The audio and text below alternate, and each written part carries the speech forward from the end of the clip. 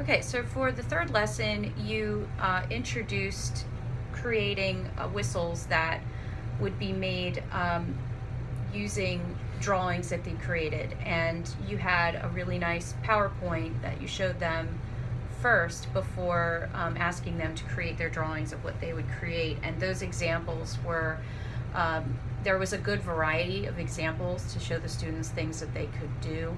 And the students responded really well to those examples. You also segued into a demonstration where you created the whistle right in front of them. And two of the things that I think worked really well was that you actually drew a diagram on the board, very large, and then you sat in front of that diagram. So you could refer to that diagram as you were creating, so they could see what something looked like on the inside of the object and have a thorough understanding of the mechanics of it. The demonstration was at a good pace.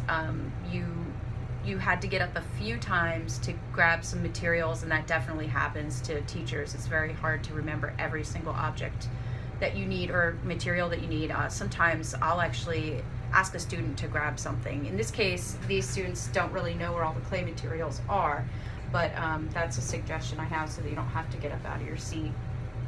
But you were very quick when you went to go grab the things that you were grabbing.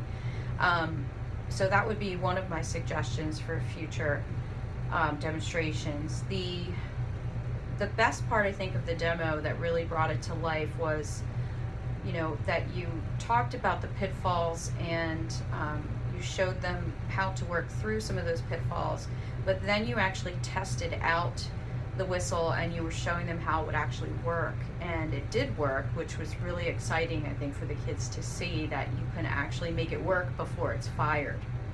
And I think that as soon as that demo was over, you asked them to grab paper and a pencil and start drawing, and I would say pretty much 95% of them went right back to the table and started drawing immediately, which is uncommon.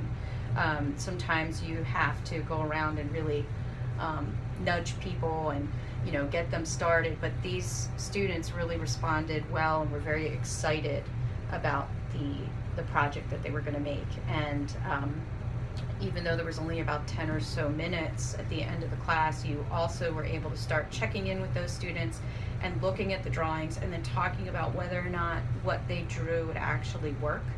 And then you were offering suggestions to them for how to keep their original idea, but possibly alter something so that it could still work as a whistle, but look like their original design.